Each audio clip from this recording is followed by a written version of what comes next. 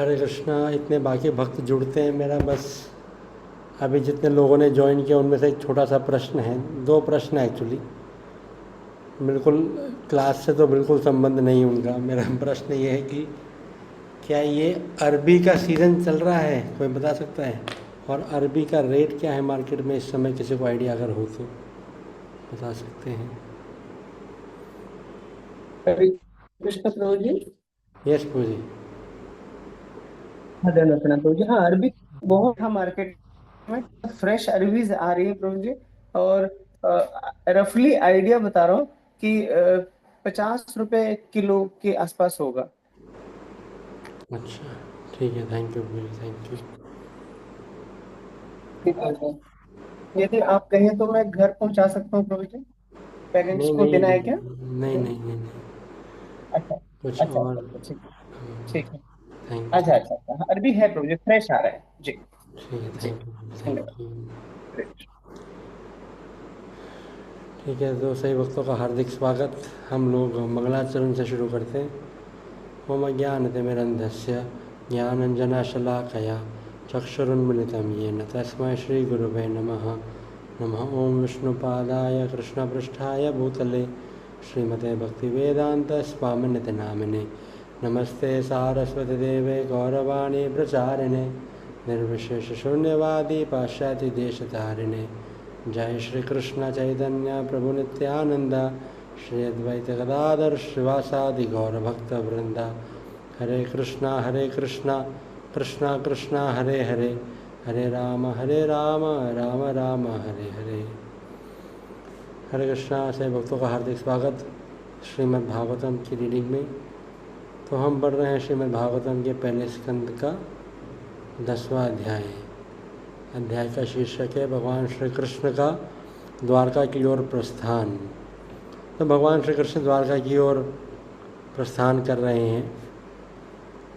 तो हम पढ़ रहे हैं कैसे अध्याय के शुरू में पहले महाराज युधिष्ठिर के राज्य के बारे में वर्णन होता है। फिर जब स्टोरी आगे बढ़ती है तो भगवान श्री कृष्ण द्वारका की ओर चलने लगते हैं तो सभी हस्तिनापुर वासी बड़े दुखी हो जाते हैं। और पर साथ साथ वे भगवान के साथ अकम्पनी कर रहे होते हैं, चल रहे होते हैं उनको द्वारका की ओर प्रस्थान करते वक्त।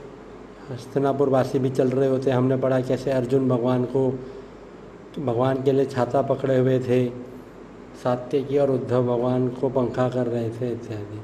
और फिर सभी स्त्रियां अपने अपने घरों की छत पे इकट्ठा हो जाती हैं और वे वार्तालाप करने लगती हैं।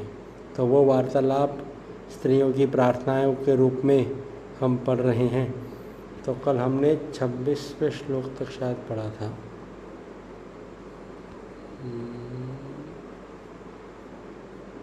कल हमने, हाँ, 26वें श्लोक तक हमने पढ़ लिया था कल।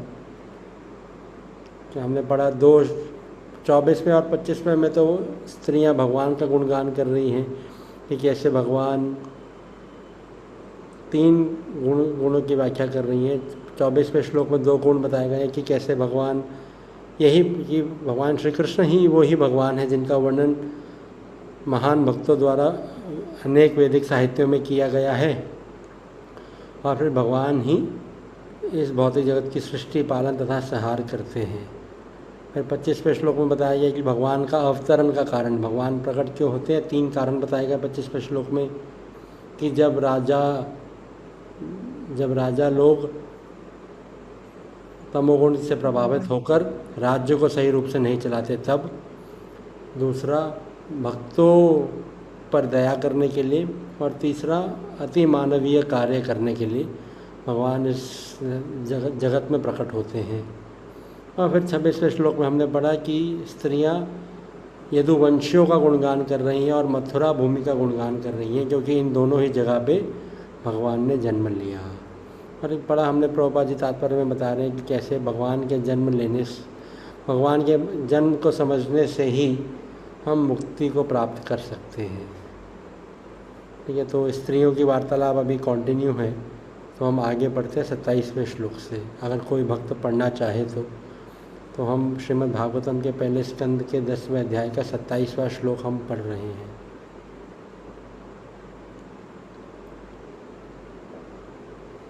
ठीक है, तो मैं ही कंटिन्यू करता हूँ। अहो हरे बद। कृष्ण प्रभु जी, मैं पढ़ रहा हूँ। हाँ, यस माता जी। हरे कृष्ण। अहो बत स्वर्ग शास्त्रिकारी कुशला स्थली पुण्य यश संस्कारी भुवम पश्यन्ति नित्य यदुनुग्रहस्ति स्मृता उल्लोक सप्रतम यत प्रजा। निसंदेह यह कितना आश्चर्यजनक है कि द्वारिका के स्वर्ग के यश को पिछाड़कर पृथ्वी के की प्रसिद्धि को बढ़ाया है। द्वारिका के निवासी उनके प्रिय स्वरूप में समस्त जीवों के आत्म कृष्ण का सदैव दर्शन करते हैं। भगवान उन पर दृष्टिपात करते हैं और अपनी मुस्कान भरी चितवन से उन्हें कृतार्थ करते हैं। तो 26वें श्लोक में स्त्रियों ने गुणगान किया था मथुरा का, क्योंकि मथुरा में भगवान ने जन्म लिया। अब स्त्रियां 27वें श्लोक में गुणगान कर रही हैं द्वारका का और द्वारका वासियों का। क्या कह रही है कि द्वारका ने तो, हालांकि द्वारका इस पृथ्वी पर है, पर फिर भी द्वारका ने स्वर्ग के यश को या स्वर्ग के ऐश्वर्य को पीछे छोड़ दिया है। क्यों? क्योंकि द्वारका में भगवान अपने भक्तों के साथ आदान प्रदान कर रहे हैं। द्वारका में क्या होता है, जो द्वारका के सभी वासी हैं, द्वारका वासी भगवान का दर्शन करते हैं और फिर भगवान भी अपना दृष्टिपात भक्तों पर करते हैं और भक्तों को मोहित करते हैं अपनी मुस्कान से। तो भक्तों के बीच, भगवान और भक्त के बीच आदान प्रदान होने के कारण द्वारका नगरी बहुत महान है, और इतनी महान है कि द्वारका ने स्वर्ग के यश को या स्वर्ग के ऐश्वर्य को भी पीछे छोड़ दिया है। यस माता जी। तात्पर्य। स्वर्ग में इंद्र, चंद्र, वरुण तथा वायु जैसे देवता निवास करते हैं और पुण्य आत्माएं वहां तभी पहुंचते हैं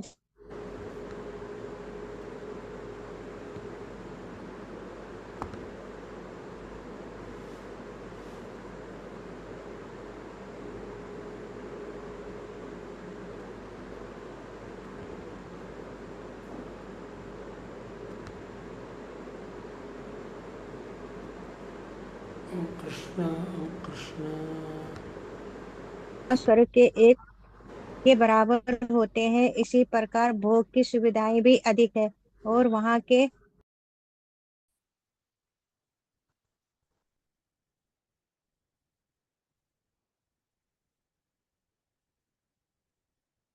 हरे कृष्णा प्रभु जी।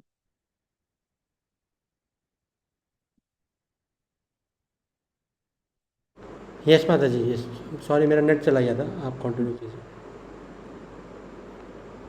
पृथ्वी के सामान्य लोग स्वर्ग में पहुंचने के लिए अत्यंत इच्छुक रहते हैं, क्योंकि उन्होंने सुन रखा है कि पृथ्वी की अपेक्षा वहां जीव को अधिक अधिक सुविधाएं होती हैं। तब वे अंतरिक्ष यान द्वारा चंद्रमा पर पहुंचने का प्रयास कर रहे हैं। इन सब बातों पर विचार करते हुए पृथ्वी की अपेक्षा स्वर्ग अधिक प्रसिद्ध है, लेकिन द्वारिका के कारण पृथ्वी प्रसिद्धि के स्वरूप को पीछे छोड़ दिया है, क्योंकि यहाँ भगवान श्री कृष्ण ने राजा के रूप में राज्य किया। इस पृथ्वी के 3 स्थान वृंदावन, मथुरा तथा द्वारिका द्वारका ब्रह्मांड के प्रसिद्ध लोगों से कहीं अधिक महत्वपूर्ण है। ये तीनों स्थान इसलिए निरंतर पवित्र हैं, क्योंकि जब भी भगवान अवतरित होते हैं तो विशेषकर इन्हीं 3 स्थानों में अपनी दिव्य लीलाओं में प्रदर्शन करते हैं। ये निरंतर भगवान के पवित्र स्थल हैं और आज भी भगवान के यहाँ दृष्टि गोचर न होने पर भी भक्तगण इन पवित्र स्थानों पर लाभ उठाते हैं। भगवान सभी जीवों की आत्मा है और वे चाहते हैं कि सारे जीव अपने स्वरूप में रहकर उसके सानिध्य में दिव्य जीवन में भाग लेते रहें। उनका आकर्षक रूप तथा उनकी मधुर मुस्कान प्रत्येक के हृदय के घर करने वाली है, और एक बार ऐसा हो जाने पर जीव भगवान के धाम में प्रवेश पा जाता है, जहाँ से कोई भी लौटता नहीं। इसकी पुष्टि भगवत गीता में हुई है। भले ही स्वर्ग के ग्रह भौतिक भोग अच्छी सुविधाएं देने के लिए अत्यंत प्रसिद्ध क्यों न हो, लेकिन भगवत गीता 20-21 से हम जान पाते हैं कि जो ही सचित सचित पुण्य क्षीण हो जाते हैं तो ही मनुष्य को पृथ्वी पर पुनः आना पड़ता है। द्वारिका स्वर्गलोक से इसलिए अधिक महत्वपूर्ण है क्योंकि जिस किसी को भी भगवान की स्मित चितवन की प्राप्ति होती है उसे इस सड़ी गली पृथ्वी पर फिर से नहीं आना पड़ता।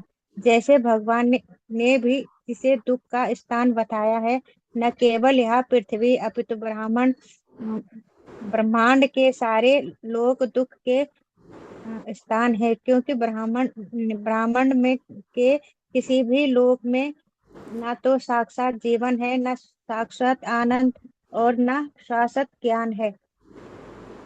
जो व्यक्ति भगवान के भक्ति में सेवा में लीन रहता है उसके लिए उपयुक्त तीनों स्थान द्वारिका, मथुरा या वृंदावन में से किसी एक में रहने की शाश्वती की जाती है, क्योंकि इन तीनों स्थानों में भक्ति का प्रवर्धन होता है। अतएव जो लोग शास्त्रों की बताई विधि से नियमों का पालन करने के लिए वहां जाते हैं उन्हें वैसा ही फल मिलता है जैसे भगवान श्री कृष्ण उपस्थित रहने पर मिलता था।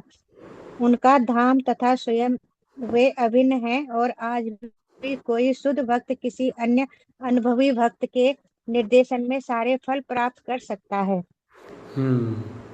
तो 2 पैराग्राफ हैं इस तात्पर्य में। तो पहले पैराग्राफ में प्रभुपाद जी समझा रहे कैसे वैज्ञानिक भी ये मानते हैं कि अन्य ग्रहों पर समय की गणना अलग है पृथ्वी के कंपैरिजन में या पृथ्वी की तुलना में। तो प्रभुपाद जी कह रहे हैं निश्चित रूप से स्वर्ग में तो बहुत सारा ऐश्वर्य है पृथ्वी लोक की तुलना में और हर कोई स्वर्ग लोक जाना चाहता है, पर स्वर्ग लोक से भी बढ़कर है क्या, इसी पृथ्वी पर 3 स्थान प्रभुपाद जी ने बताए हैं, द्वारका, वृंदावन और मथुरा, क्योंकि भगवान ने इन तीनों स्थानों पर लीला की थी।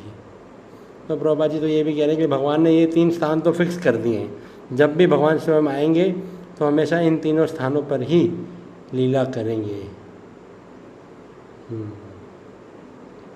तो इसलिए हमें क्या प्रयास करना चाहिए, भगवान से कनेक्टेड रहना चाहिए। प्रभुपाद जी कह रहे हैं हमें अपने आप को भगवान से आकर्षित करवाना चाहिए ताकि हम भगवान के धाम में प्रवेश कर सकें जहाँ से कोई लौटता नहीं है। तो पहले पैराग्राफ में तो प्रभुपाद जी कंपैरिजन कर रहे हैं भगवान के धाम का और स्वर्गलोक का, और दूसरे पैराग्राफ में बहुत सिंपल है।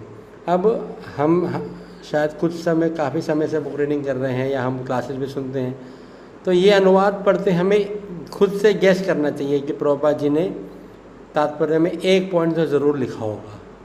अनुवाद में क्या वर्णन हुआ है कि द्वारका नगरी का ऐश्वर्य या यश स्वर्ग से भी बहुत बढ़ चढ़ के था। तो सिंपल है, क्योंकि स्वर्ग वर्ड आया है तो इसका मतलब है प्रभुपाद जी स्वर्ग के बारे में लिखेंगे तो ज़रूर कि स्वर्ग में क्या है, जाना बेकार है, व्यर्थ है, क्योंकि स्वर्ग में लोगों को लगता है कि बहुत ऐश्वर्य है पर अंततः स्वर्ग में भी मृत्यु होती है। तो और यही चीज़ प्रभुपाद जी दूसरे पैराग्राफ में लिख रहे हैं कि ऐसा हमें नहीं सोचना चाहिए कि स्वर्ग में जाने के बाद व्यक्ति को वापस नहीं आना पड़ता, ऐसा नहीं है। प्रभुपाद जी कह रहे हैं जैसे ही संचित पुण्य क्षीण हो जाते हैं तो ही मनुष्य को पृथ्वी पर पुनः आना पड़ता है। तो इसलिए प्रभुपाद जी कह रहे हैं कि सिर्फ स्वर्ग ही नहीं, जितने भी लोग हैं इस भौतिक जगत में, सब में ऐसा होता है, हमें सब में जाने के बाद वापस आना पड़ता है और सभी लोग दुख के कारण हैं। तो यदि हमें पूर्ण आनंद चाहिए तो प्रभुपाद जी तो कह रहे तात्पर्य में कि हमें इन 3 स्थानों में रहना चाहिए, द्वारका, मथुरा या वृंदावन में हमें रहना चाहिए, और किसी भक्त के निर्देशन में, किसी अन्य अनुभवी भक्त के निर्देशन में हमें रहना चाहिए। तब हमें पूरा फल प्राप्त हो सकेगा। ठीक है, नेक्स्ट श्लोक माता जी, 28वां श्लोक।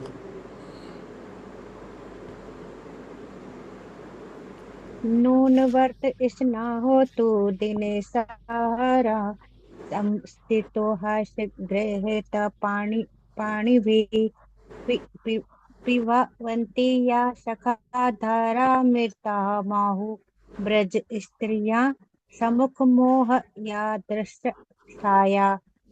हे सखियों, तनिक उनकी पत्नियों के विषय में सोचो, जिनके साथ उनका पानी पानी ग्रहण हुआ है। उन्होंने कैसा व्रत, स्नान, यज्ञ तथा पूरे ब्राह्मण के स्वामी के सामक पूजा की होगी, जिससे वे सब उनके आधार मृत का निरंतर आस्वादन सुमन द्वारा कर रही थी। ब्रज भूमि की बालाएं ऐसी कृपा की कल्पना से ही प्राय मूर्छित हो जाती होंगी। तो 28वें श्लोक में क्या वर्णन आ रहा है? अब स्त्रियां क्या बोल रही हैं, किसका गुणगान कर रही हैं? भगवान की पत्नियों का और व्रज की गोपियों का। कह रही हैं कि भगवान की पत्नियों का क्या सौभाग्य होगा कि उनका पानी ग्रहण हुआ है। पानी ग्रहण मतलब उनसे शादी हुई है भगवान की। और तो कह रहे हैं, वो स्त्रियाँ चर्चा कर रही हैं कि भगवान की पत्नियों ने कितनी तपस्या की होगी, कितने पूजा की होगी और कितने व्रत रखे होंगे कि उन्हें आज भगवान का सानिध्य प्राप्त हो रहा है। सिर्फ सानिध्य ही प्राप्त नहीं हो रहा, भगवान का पूर्ण मात्रा में रस आस्वादन कर पा रही हैं दोनों, भगवान की पत्नियां भी और व्रज की गोपियां भी। तो हम सोच सकते हैं, हम कुछ दिनों से ये स्त्रियों की प्रार्थना पढ़ रहे हैं, तो कैसे उनकी प्रार्थनाएं शिफ्ट हो रही हैं। पहले कुछ श्लोकों में स्त्रियों ने क्या प्रार्थना करी, वे भगवान का गुणगान कर रही थी, जनरल गुणगान कर रही थी कि भगवान इस सृष्टि के प्रारंभ से रहते हैं, भगवान में ही सारे जीव जाके मिल जाते हैं, भगवान ही सभी जीवों को भौतिक शक्ति में डालते हैं। तो एक जनरल गुणगान कर रही हैं भगवान का। लेकिन अब शिफ्ट होते होते भगवान का स्पेसिफिक गुणगान कर रही हैं। कैसे? वे मथुरा भूमि का गुणगान कर रही हैं, यदुवंशियों का गुणगान कर रही हैं, फिर द्वारका नगरी का गुणगान कर रही हैं, और अब फिर भगवान की पत्नियों का गुणगान कर रही हैं, और व्रज के वृंदावन की गोपियों का गुणगान कर रही हैं। तो हम देख सकते हैं कैसे उनका जो गुणगान है या वार्तालाप है स्त्रियों की, वो कैसे शिफ्ट हो रही है। पहले जनरल वार्तालाप चल रही थी, अब बहुत स्पेसिफिक वार्तालाप पे वो शिफ्ट कर गई हैं।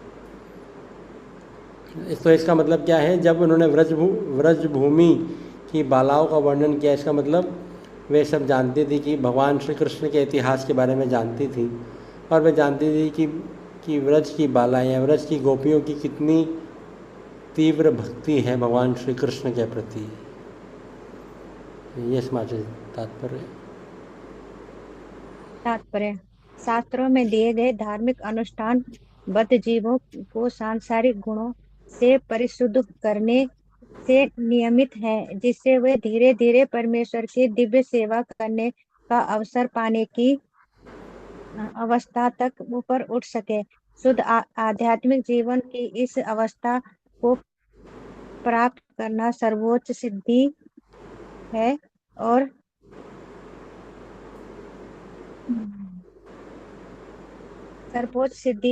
यह अवस्था जीवात्मा की वास्तविक पहचान अथवा स्वरूप कहलाती है।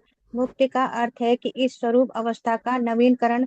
स्वरूप की उस पूर्ण अवस्था में जीव प्रेमा भक्ति की 5 अवस्थाओं में स्थापित होता है, जिनमें से एक अवस्था माधुर्य रस अथवा युगल प्रेमी की मनोदशा भी है। भगवान सदैव अपने में पूर्ण होते हैं, अतएव उन्हें अपने लिए किसी प्रकार की लालसा नहीं रहती, किंतु अपने भक्त के प्रगाढ़ प्रेम की पूर्ति के लिए वे स्वामी, सखा, पुत्र या पति बनते रहते हैं। यहाँ पर माधुर्य रस के 2 प्रकार के भक्तों का उल्लेख हुआ है, एक है स्वकीय और दूसरा है परकीय। दोनों ही संबंध भगवान कृष्ण के साथ माधुर्य रस के होते हैं। द्वारिका की रानियां स्वकीय थी, अर्थात वे विधिवत रूप में ब्याही हुई थी, लेकिन ब्रज की बालाएं उनकी तब की तरुण मित्र थी जब वे अनब्याहे थे। भगवान 16 वर्ष की उम्र तक वृंदावन में रहे और पास पड़ोस की लड़कियों के साथ उनका मैत्रिक भाव परकीय था। इन बालिकाओं तथा रानियों को शास्त्रोक्त व्रत स्नान तथा अग्नि यज्ञ द्वारा कठिन तपस्या करनी पड़ी, लेकिन ये सब अनुष्ठान अपने आप में परिपूर्ण नहीं है। न सकाम कर्म और ज्ञान का अनुशीलन या योग की सिद्धि ही अपने में पूर्ण है। ये सब स्वरूप की सर्वोच्च अवस्था को प्राप्त करने से नियमित है। भगवान की वैधानिक वैधानिक दिव्य सेवा करने के लिए है। प्रत्येक व्यक्ति को इन 5 अवस्थाओं में से किसी एक से भगवान से संबंध स्थापित करना होता है, और शुद्ध आध्यात्मिक स्वरूप होने पर भी यह संबंध किसी सांसारिक आकर्षण के बिना प्रकट होता है। उनकी पत्नियों द्वारा या भगवान के प्रेमी रूप में चाहने वाली तरुणी गोपियां द्वारा कृष्ण का मन लेने कोई विकृत संसारी गुण नहीं है। यदि ऐसा ही होता है तो सुखदेव जैसे मुक्त आत्मा ने उनका आस्वाद करने का कष्ट ना उठाया होता, ना ही भगवान श्री चैतन्य महाप्रभु ग्रस्त जीवन त्याग करने के पश्चात इन विषयों के प्रति आकर्षित हुए होते। यह अवस्था कई जन्मों तक तपस्या करने के बाद प्राप्त होती है। तो तात्पर्य श्लोक में वर्णन हुआ है कि स्त्रियां भगवान की पत्नियों का गुणगान कर रही हैं और व्रज की गोपियों का गुणगान कर रही हैं। तो प्रभुपाद जी तात्पर्य के शुरू में बता रहे हैं कि इन सभी ने, व्रज की गोपियों ने भी और भगवान की पत्नियों ने भी निश्चित रूप से बहुत सारे धार्मिक अनुष्ठान किए होंगे, तभी वे भगवान को प्राप्त कर पाई हैं। तो प्रभुपाद जी कह रहे हैं सभी धार्मिक अनुष्ठानों का उद्देश्य यही है कि हम अपने स्वरूप में स्थित हो सकें। और प्रभुपाद जी बता रहे हैं कि ऐसे स्वरूप का मतलब है भगवान के साथ किन्हीं 5 संबंधों में से एक में स्थित होना। या तो माधुर्य, जो हम 5 रस पढ़ते हैं, माधुर्य रस, वात्सल्य रस, साख्य रस, दास्य रस या शांत रस में से किसी एक रस में स्थापित होना, ये हमारा स्वरूप है। और यही सभी वैदिक अनुष्ठानों या धार्मिक अनुष्ठानों का लक्ष्य है, उद्देश्य है।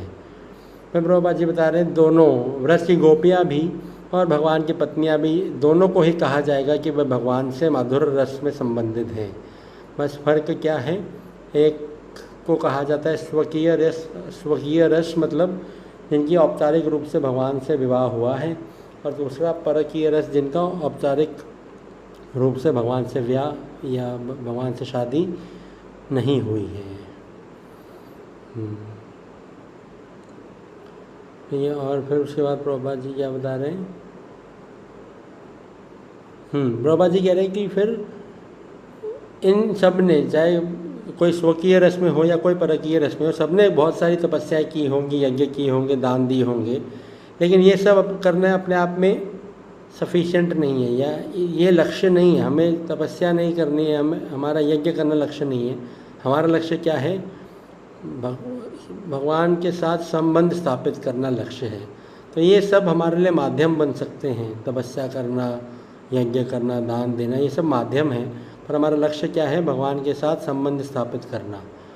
क्योंकि अगर ये सब लक्ष्य होता तो फिर सकाम कर्म भी भक्ति के लेवल पे होता, या फिर ज्ञान का अनुशीलन और भक्ति में कोई फ़र्क ना होता।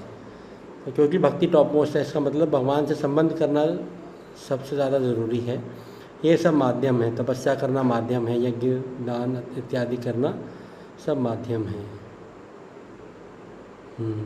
और लास्ट में प्रभुपाद जी एक और सिद्धांत बता रहे हैं कि जो भगवान का विशेष रूप से गोपियों के साथ जो संबंध था, किसी को लग सकता है कि वो तो भौतिक था, भौतिक रूप से तो गलत था, लेकिन प्रभुपाद जी कह रहे हैं ऐसा नहीं हो सकता है। क्यों नहीं हो सकता है? क्योंकि यदि भगवान का संबंध गोपियों के साथ भौतिक, किसी भी दृष्टि से भौतिक होता, तो सुखदेव गोस्वामी महाराज परीक्षित को ये व्याख्यान नहीं सुना रहे होते, या ये लीला नहीं सुना रहे होते। सुखदेव गोस्वामी जो स्वयं मुक्त आत्मा थे, वह इस लीला का आस्वादन नहीं कर रहे होते। और सिर्फ सुखदेव गोस्वामी ही नहीं, प्रभुपाद जी चैतन्य महाप्रभु का एग्जाम्पल भी दे रहे हैं कि चैतन्य महाप्रभु ग्रस्त जीवन को छोड़ के संन्यास आश्रम में जाने के बाद यदि भगवान का गोपियों के साथ आदान प्रदान भौतिक होता तो उसकी चर्चा कतई नहीं करते, क्योंकि चैतन्य महाप्रभु ने चर्चा की और सुखदेव गोस्वामी ने चर्चा की। इसका मतलब है कि भगवान का जो गोपियों के साथ जो लीलाएं हैं वो पूर्ण रूप से आध्यात्मिक हैं, उनमें रंच मात्र भी भौतिक तावाद नहीं है। यस माता जी, नेक्स्ट श्लोक।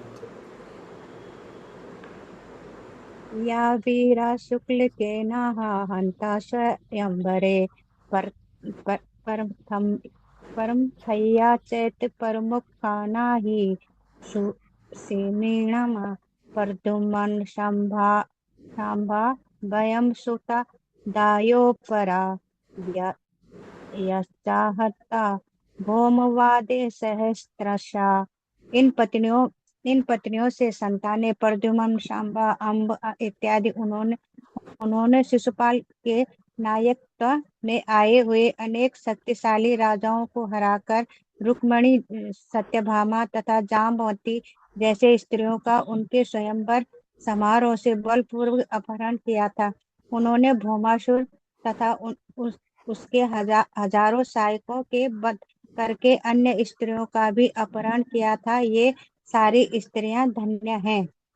तो अब वे सभी स्त्रियां विशेष रूप से भगवान की पत्नियों का गुणगान कर रही हैं कि कैसे भगवान ने विभिन्न तरीकों से भगवान अब इन सभी अपनी पत्नियों को अपनी पत्नी बनाया था, या किस प्रकार से रुक्मिणी, सत्यभामा, जामवती इत्यादि ये सभी स्त्रियां भगवान की पत्नी बनी, और कैसे फिर भगवान ने भौमासुर को हरा के 16,100 पत्नियों को और स्वीकार किया।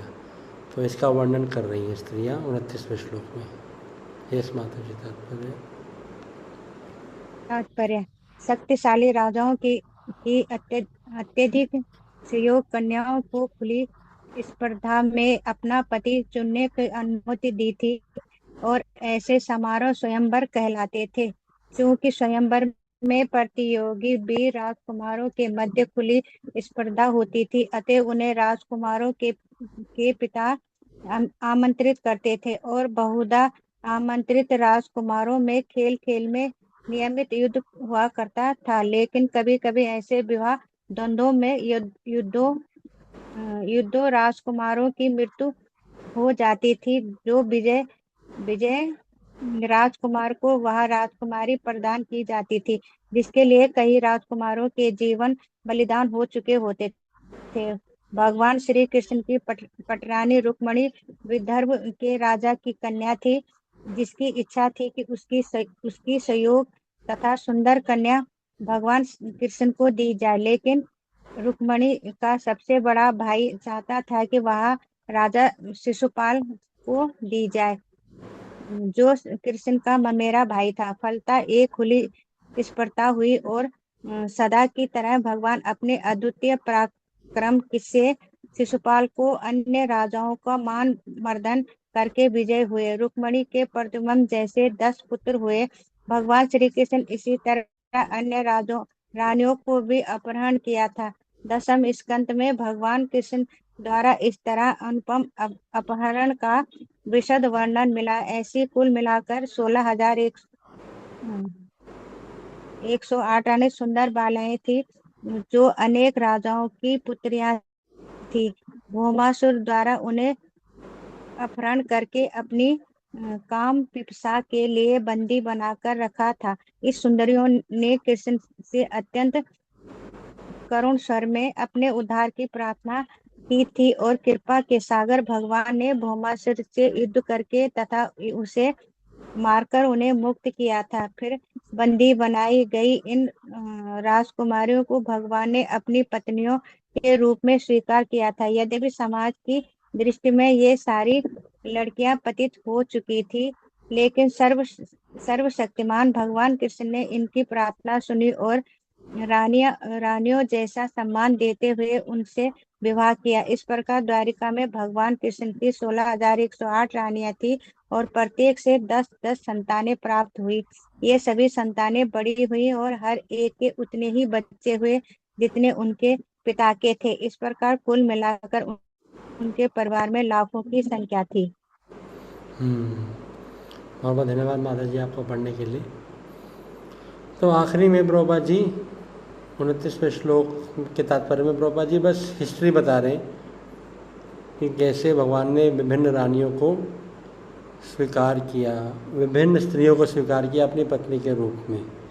पहले शुरू में प्रभुपाद जी बता रहे हैं स्वयंवर कैसे रचा जाता था या स्वयंवर में क्या होता था, और फिर बाद में बता रहे हैं कि कैसे भगवान श्री कृष्ण ने विभिन्न रानियों को विभिन्न स्त्रियों को अपनी पत्नी स्वीकार किया।